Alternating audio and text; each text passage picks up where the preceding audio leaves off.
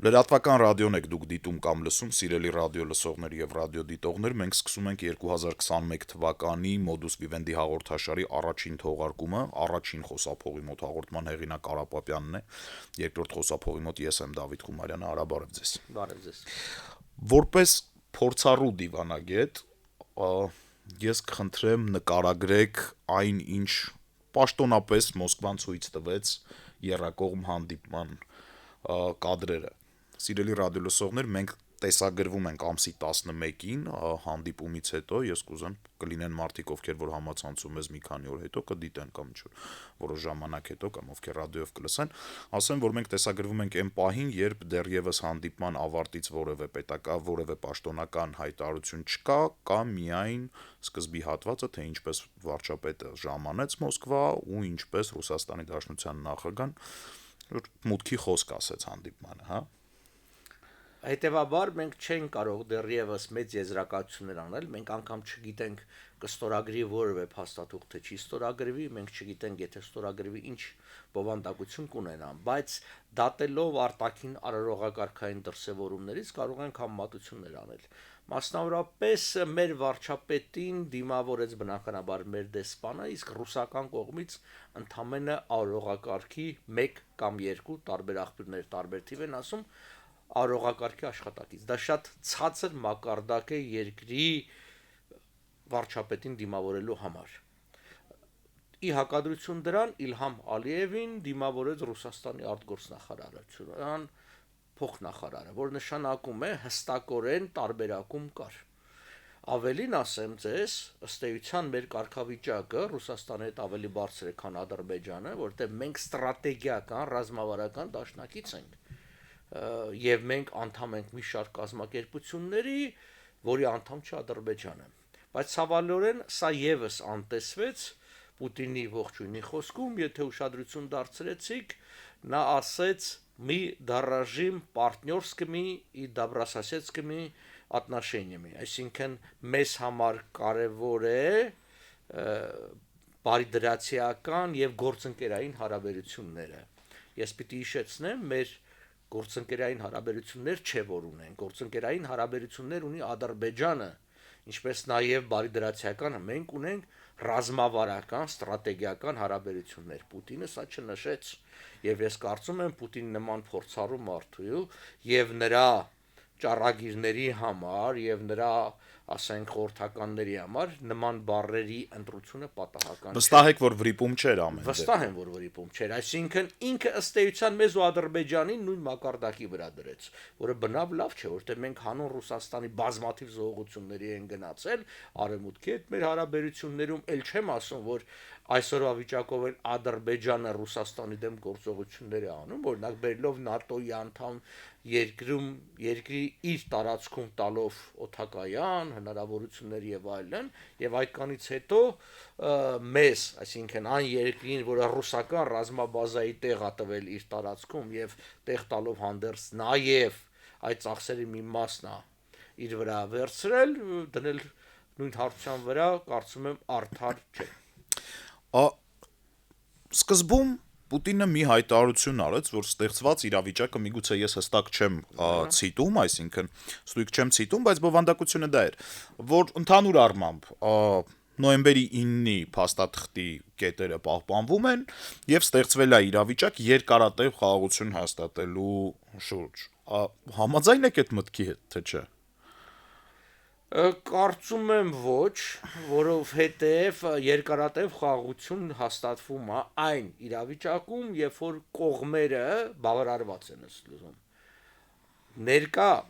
պատերազմի հետևանքով հայկական կողմը կորցրել է ավելին, քան հնարավոր էր,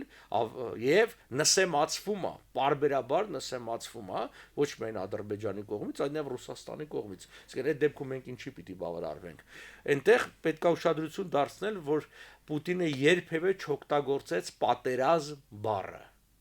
ինքը անցնում էր вооруженный конфликт եւ այլն։ Սա եւս պատահական չէ, որտեղ միջազգային իրավունքի մեջ պատերազմը այլ կատեգորիա է, այնտեղ խաղաղության հաստատում եւ այլն, դրա ընդհանրակարգ ուրիշ է։ Իսկ ռազմական կոնֆլիկտը դա ըստ էության հենց սա է փորձ արվում, որ կարելի է հայտարարության փարծը փակել։ Պատերազմի դեպքում, այսինքն խաղաղության պայմանագիրը կնքվում է միջպետական մակարդակի ամենաբարձր մակարդակով, այսինքն խորհրդարանների հաստատումը։ Եթե սա մենք բնութագրում ենք զուտ որպես ռազմական կոնֆլիկտ, ինչ որ այսպես սովորական ոնց որ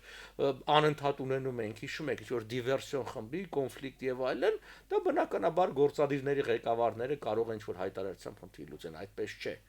Ես ուշադրություն դարձեցի մեկ հանգամանքի վրա եւս, այնտեղ Պուտինն ասաց, որ մենք հետևողականորեն իրագործում ենք Միսկի խմբի սկզբունքները, որ իրականությանը չի համապատասխանում։ Հիշեցնեմ, որ Միսկի խմբի տարիներ ի վեր բանակցված սկզբունքները հետևյալն էին. առաջինը դա ուժի չկիրառումն էր եւ ուժի կիրառման սպառնելիքից զերծ մնալը։ Դա լրիվ հակառակն ենք տեսել, այսինքն Ադրբեջանը ոտնահարեց գնաց։ Երկրորդ սկզբունքը դա սահմանների անձեռնամխելիության, անփոփոխության սկզբունքներ, որը հօգուտ Ադրբեջանի կիրառվել է եւ մեկ ադրբեջանական մեկնաբանությամբ։ Ինչ եմ ասում ադրբեջանական մեկնաբանությամբ, որտեղ մենք այստեղ առիթներ ունեցել ենք բազմիցս խոսելու, դեռ հարց է սահման ասելով ինչ նկատի ունենք, որտեղ լրջագույն հարցերից մեկը, որ ես կարծում եմ առաջիկա մեր պետությունը պիտի հետամտի եւ անպայմանորեն գոնե խորհրդատվական կարծիք ՄԱԿ-ի դատարանից ստանա, այն է, որ արդյոք ՍՍՀ ներպետական վարչական սահմանները կարող են հանդիսանալ միջազգային սահմաններ, արդյոք Ադրբեջանի հրաժարումը ՍՍՀ իրավաքաղաքական ժառանգությունից դա չի նշանակում հրաժարում նաեւ այդ ՍՍՀ վարչական սահմաններից եւ երրորդ կետը այն է, որ արդյոք մինչեւ օկուպացիայի շրջան, այսինքն 20 թվականը ճանաչված Հայաստանի Հանրապետության եւ Ադրբեջանի Հանրապետության սահմանները են, որ հանդիսանում են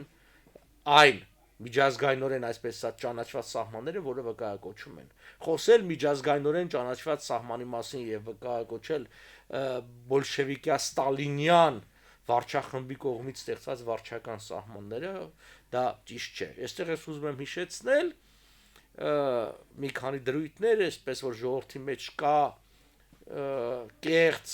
եւ ոչ հիմնավոր մոտեցում այն է, որ հանրապետությունները ճանաչվել են ՍՍՀ սահմաններով։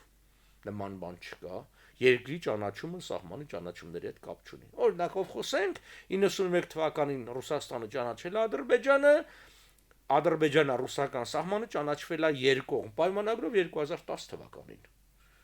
Այդպես Դե նույնը հա օրինակ կա Ճապոնիայի օրինակը, երբ իրանք իրար հետ տարածքային խնդիրներ ունեն, բայց ունեն եւ դիվանագիտական հարաբերություններ, եւ փոխադարձ շրջանառություն ունեն, չգիտեմ, ապրանքների, ծառայությունների։ Միանգամայն ճիշտ է, եթե ճանաչումը բերեր սահմանների ճանաչման, ապա 300-ից ավել միջպետական տարածքային եւ սահմանային վեճերը պիտի ընդհանրապես գոյություն չունենային, որովհետեւ այդ երկրները փոխադարձաբար իրար ճանաչել են վաղուց, հաճախ դիվանագիտական հարաբերություններ, ոչ թե հաճախ ճնշող մեծամասնությամբ։ Ըստ էության, այսօր այդ վեճերը այն երկրների մեջ են, որոնք հաճախ շատ ջերմ հարաբերություններ ունեն, բայց խնդիրը վիճում են։ Մեր տեսակետն էլ, իմ տեսակետն էլ մշտապես այն է եղել, որ ես երբ որ ասում եի, որ մենք պիտի այդ վիճարկենք սահմանները եւ այլն, հենց դա խաղաղության ձգտումն է եւ ոչ թե ոմանք փորձում են դա ներկայացնել իբր պատերազմի ձգտում, ասում են, չէ, այդ հարցերին չի կարելի անդրադառնալ, դա կբերի պատերազմ։ Տեսանք ինչը բերեց պատերազմը։ Եթե մենք մինչ այս կարողանայինք գոնե դատական կարծիքի չեմ ասում վճռի, կարծիքի մակարդակով փաստեինք, որ ՍՍՀ վարչական սահմանները դրանք օրինական սահմաններ չեն, ապա մենք կկարողանայինք այդ ագրեսոր պիտակից ազատվել եւ Ադրբեջանը չէր կարողանա բավականին հաջողությամբ աշխարհին ներկայացնել իբր ինքը դեօկուպացիա է ենթարկում իր տարածքները, որտեղ մենք պիտի ասենք, իսկ ինչով ասա քո տարածքները։ Այս դատական որոշումներ կա, կարծիքներ կա, որ այս սահմանով չի որոշում քո սահմանը։ Այստեղ շատ կարևոր հանգամանք կա եւ պիտի նայենք ոչ միայն անցյալին, այլ նաեւ ապագային։ Այն առումով, թե որ նա հայ-ադրբեջանական դե յուրե միջազգայինորեն ճանաչված սահմանը։ Ալիևը սպառնում է ու ես վստահ եմ, որ ինքը դա անելու է, այսինքն պիտի փորձի հատուցումներ կամ ռեպարացիաներ ստանալ Հայաստանի Հանրապետությունից այն պատրվակով, որ իբր Հայաստանը օկուպացրել է Ադրբեջանի տարածքը, շահագործել է այդտեղի հանքերը, բնական ռեսուրսները, հողը եւ այլն, եւ համարում է, որ վնասը կազմել է 50 միլիարդից ավել դոլարի մասին է խոսքը, մինչեւ 818 միլիարդի անուններ է տրվում եւ այլն։ Եվ ասեմ, որ արդեն իսկ վարձված են փորձագետներ, արդեն իսկ աշխատանքները սկսել են։ Իմ պատկերացումով դրան հակադարձելու լավագույն ձևը, չգիտեմ, միգուցե այլ իրավաբաններ, մասնագետներ այլ ճանապարհ կառաջարկեն, բայց իմ պատկերացածը գոնե այսպես է, որ մենք պիտի կարողանանք այ ՄԱԿ-ի դատարանում, այն ինչ որ կոչվում է International Court of Justice, արդարադատության միջազգային դատարանում, որը միջպետական դատարան է, այդտեղ կամ միասնաբար Ադրբեջանի հետ, եթե ինքը մեզ հետ կհամաձայնի դիմել եւ փորձել դատարանի միջոցով հստակեցնել, իսկ որն է Հայաստան ու Ադրբեջանի միջև սահմանը։ Սա շատ կարևոր հանգամանք է, եւ մենք պիտի ամեն ինչով եւ դրա հիմքերն ենք ապացուցելու, որ ոչ թե վարչական սահմանն է, այլ ազգերի լիգայի 20 թվականի փետրվարի 24-ի զեկույցի սահմանն է։ Եվ այս դեպքում կստացվի, որ Հայաստանը ոչ միայն չի օկուպացրել եւ չի շահագործել ադրբեջանական տարածք, այլ հակառակը Ադրբեջանն է ՍՍՄ տարիներին 70 տարի շահագործել եւ ավելին դաշտային Ղարաբաղի մի զգալի մասը առ այսօր շահագործվում է։ Այսինքն մենք նաեւ հակընդդեմ հայցի հնարավորություն կունենանք։ Սա կարևոր հարց է եւ թող այս սպառնալիքը չանտեսվի, որտեղ մենք տեսնում ենք, որ Ադրբեջանի թիկունքին կանգնած Թուրքիայի հետ միասին հետևողականորեն գնում է հայկական պետության ոչնչացմանը, հետևաբար մենք քել պիտի հակադարձենք եւ դրա համար բավականին լավ հիմքեր ունենք։ Պարոն Պապյան, մենք սկսեցինք նրանից արդյոք կոնֆլիկտը սպառված է ու արդյոք լինելու է կայուն խաղաղություն թե ոչ, ես համաձայն եմ ձեզ հետ լիովին, կայուն խաղաղություն չի լինելու, որովհետև չեմ կարծում, որ միայն Հայաստանը բավարարված չի ռեզուլտատներով, ես կարծում եմ, որ Ադրբեջանն էլ երջանիկ չի, Թուրքիան էլ բավարարված չի, Ռուսաստանը դեռևս անհասկանալի է։ Կուզեի այդ պրիզմայում Մինսկի խմբի մասին խոսեինք, հա, արդյոք այդ ձևաչափը կենսունակ է, այ դուք 3 պրինցիպները թվարկեցիք Մինսկի խմբի։ Եվ Պուտինի ինքն վկայակոչել։ Այո։ Տարածքային ամբողջականության տեսանկյունից Ալիևը գոնե բառերով հայտարարում է, որ Արցախյան կոնֆլիկտի մասին պետք է խոսել անցյալում, այլևս չկա այդ կոնֆլիկտը։ Պատերազմը արդեն տեղի ունեցավ, այսինքն ուժի կիրառումը տեղի ունեցավ։ Տեղ մնաց մի կետ, խոսքը ազգերի ինքնորոշման վերաբերյալ է։ Արդյոք կողմերը դեռևս կընդունեն Մինսկի խմբի միջնորդությունը եւ արդյոք այդ ձևաչափով մենք ունենք տարբերակ հասնելու ազգերի ինքնորոշման պրինցիպի կիրառման եւ արդյոք դա մեզ պետք է այս պարագայում։ Դա մեզ պետք է, որտեվ այդ պարագային մենք դաշնակիցներ ենք ստանում այնպիսի հզոր երկրներ, ինչպիսին Միացյալ Նահանգներն եւ Ֆրանսիան, որտեվ բնական է իրենք չեն ուզում, որ Ռուսաստանը միահեծան կերպով այս հակամարտությունը լուծի, անկախ նրանից իրենք դա անելու են Հայաստանի շահերի համար թե ոչ, մեծ մասամբ ոչ Հայաստանի շահերի համար, դա իրենց սկզբունքային դիրքորոշումն է, բնականաբար իրենք չեն ուզելու, որ արհամարվեն եւ դուրս նետվեն, որտեվ այդ ձևով է ստացվում կարծեք թե, հետեւաբար թեկուզ եւ այն ինչ որ ամերիկացիք ասում են face saving, այսինքն երեսը պահպանելու համար, էլի, իրենք պիտի փորձեն եւ մենք տեսնում ենք, որ Մակրոնը բավականին ակտիվ է, երեք զանգահարել էր եւ խոսել էր Պուտինի հետ, ես վստահ եմ ինչ որ կետերի մասին ինքը անպայմանորեն խոսել է, ոչ միայն մարդասիրական եւ Միացյալ Նահանգներն էլ շուտով Բայդենի պաշտոնամուտից հետո իրենք եւս կակտիվանան։ Ռուսաստանը մեծ, այսպես ասած, հնարավորություն չունի անտեսելու այս երկրները, որտեղ մեծ 7-յակի անդամ երկրներ, ՄԱԿ-ի անվտանգության խորհրդի մշտական անդամներ եւ այլն եւ այլն, դա հատկապես Միացյալ Նահանգների պարագային դա հնարավոր չէ։ Թեև այս ելույթի մեջ եւս մի այսպեսի միտք կար, երբ որ ինքը խոսեց երրակողմ հանձնաժողովի ստեղծման մասին, որը պիտի զբաղվի այդ ճանապարհների խնդիրներով, տնտեսական համագործակցության եւ այլն։ Սա եւս փորձ է Մինսկի խումբի ձևաչափը փոխելու այս երրակողմ ձևաչափով։ Այսինքն Պուտինը ուզում է ցույց տա, որ ճիշտ է Մինսկի խմբին ես կարծեք թե դուրս եմ մղում եւ սանով բավարարություն է տալիս Ալիևին, որտեվ Ալիևը դրա դեմ է, բայց միևնույն ժամանակ չեմ թողում, որ թուրքերը մտնեն, որտեվ թուրքերը ուզում են, որ քարակողմ լինի, եւ սանով ուզում է, ասես ասած, սիրաշայել հայերին։ Իսկ ամեն մեկիդ մի բան տալիս եմ, այսինքն շաքարակլոր վերցրեք եւ զբաղվեք, բայց խնդիրն է, որ ինքը սանով իր հարցն է լուծում։ Այսինքն Ռուսաստանը խնդիր ունի Արցախի հետ տեղի ունեցող բոլոր գործընթացների վրա մոնոպոլիա ունենալ։ Ես ինչի եմ սրա մասին ասում, որովհետեւ այսօր թե երեք ռուս վերլուծաբաններից մեկը ասաց, որ տպավորություն կա, որ Ռուսաստանը Արցախի հարցով զբաղվում է այնպես, կարծես դա Ռուսաստանի ներքին խնդիրն է։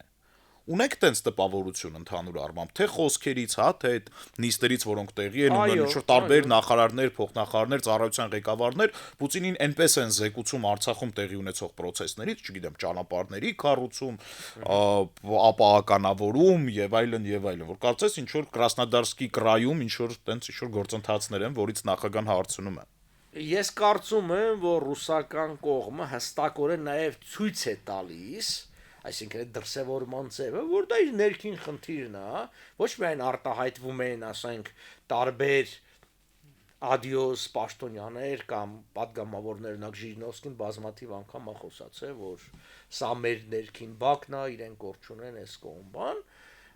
իսկ Պուտինը այդքան չի արտահայտվում նման բառերով, բայց գործողություններով միանգամայն ճիշտ է, այսինքն անգամ այդ նստելու ձևով, որ ոչ թե որ կլոր սեղանի շուրջ երեքով նստած էին, այլ Պուտինը նստել էր իր սեղանին եւ իր դիմացը աշակերտների նման նստել էին Ալիևն ու Փաշինյանը եւ ինքը իրանց համար ինչ-որ բաներ կարդում, բաներ սովորեցնում եւ ասում, այսինքն անգամ այդ տպավորությունը միջպետական հարաբերությունների տպավորություն չէր թողնում եւ նկատելի էր, որ եւ Ալիևի դեմքից եւ Փաշինյանի դեպքից, որ երկուսն էլ խիստ լարված են եւ դժգոհ էին։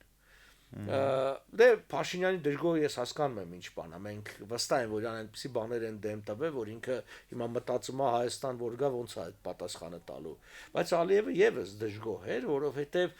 Ալիևը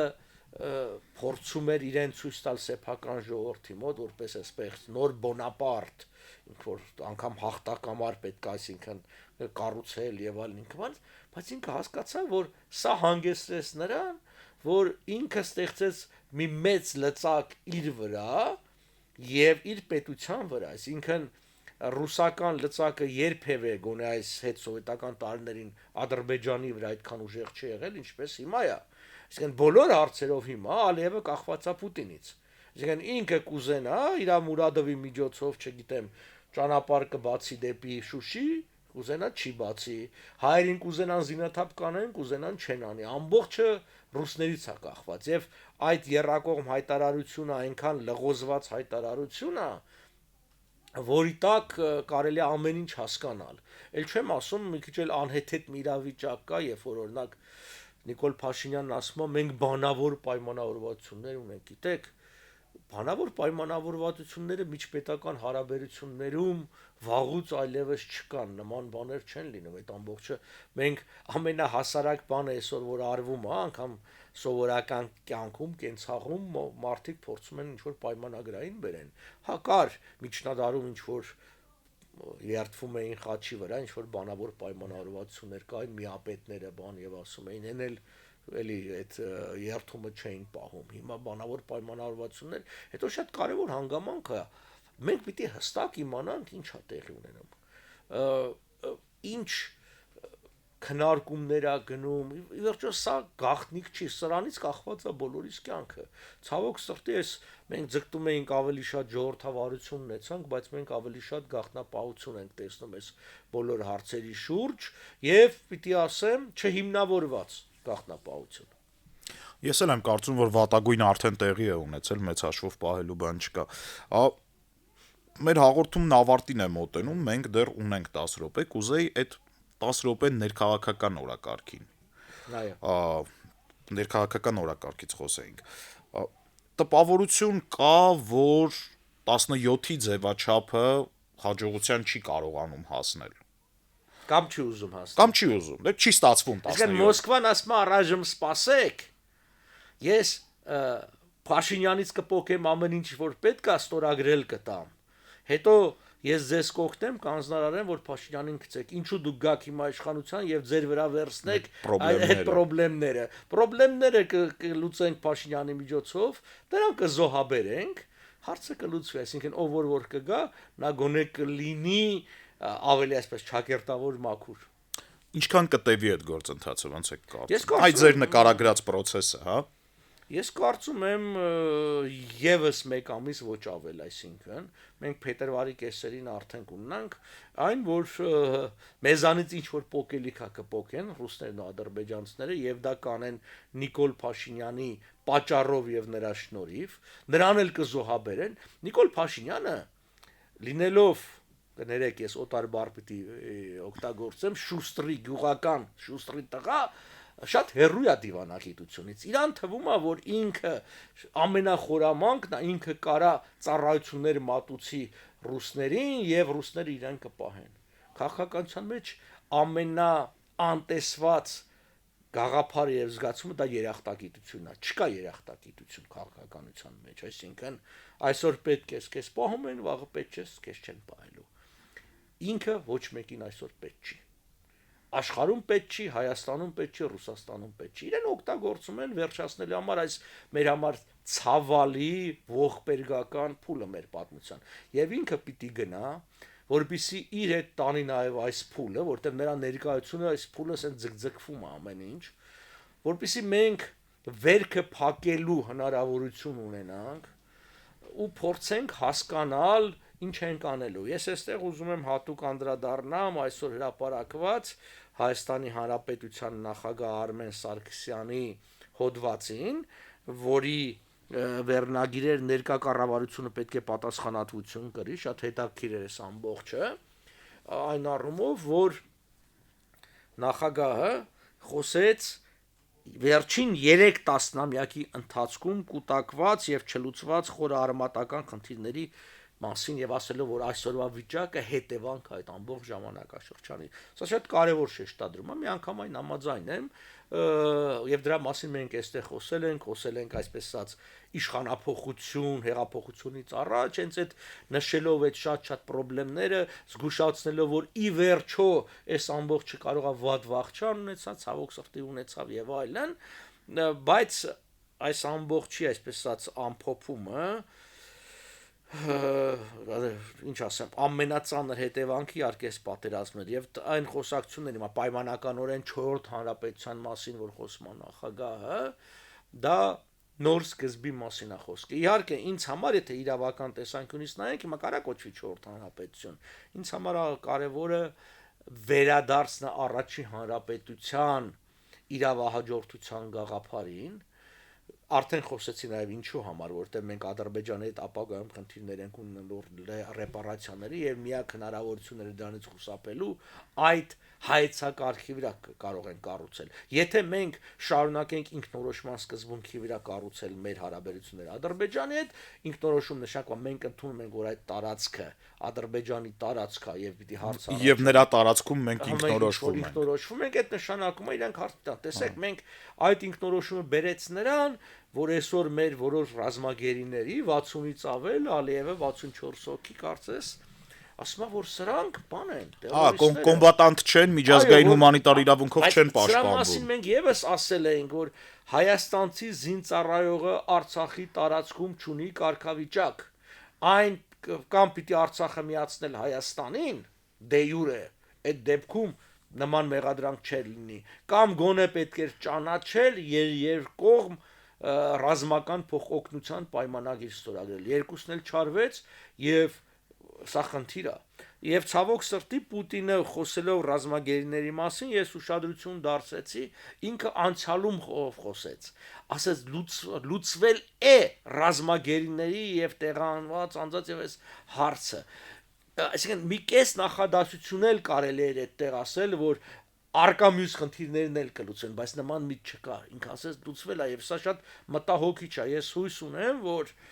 մինչեւ եթեր գնա այս հաղորդումը կպարզվի, որ մեր վարչապետը այնքան խելք է ունեցել պնդելու Պուտինի մոտ, ասելու, որ գիտեք, եթե նրանք մինչեւ իսկ գերի են վերցվել ամսինից հետո, դա չի նշանակում, որ իրենք, այսպես ասած, չեն ենթարկվում այդ պայմանագիր չէ, այնքան ասես էլ եմ շուտում, այդ հայտարարության, երրակողմ հայտարարության, որտեղ այդ մարդիկ այդտեղ էին, ի վերջո, ես վստահ եմ, որ դեռևս որոշ փոքր խմբեր անհատներ գտնվում են, ցրված են այդ, ի վերջո, դա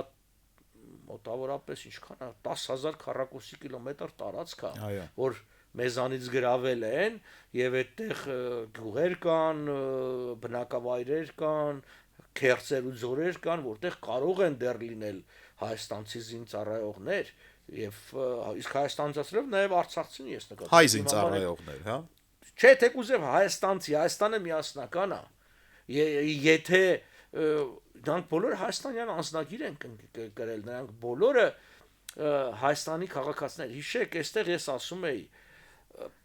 արցախցիները էական սխալ են անում, երբ որ պնդում են, որ իբր թե իրենք անկախ են։ Անկախ նշանակում է Հայաստանից անջատ։ Դրա վերաբերյալ, պարոն Պապյան, եթե թույլ տաք, էլի մեզ 4 րոպե է մնացել, բայց շատ կուզեմ, որ խոսենք դրա մասին։ Այ երբ Պուտինը այդքան հստակ խոսում է, որ ցույց է տալիս աշխարհին, որ Արցախը իր ներքին խնդիրն է։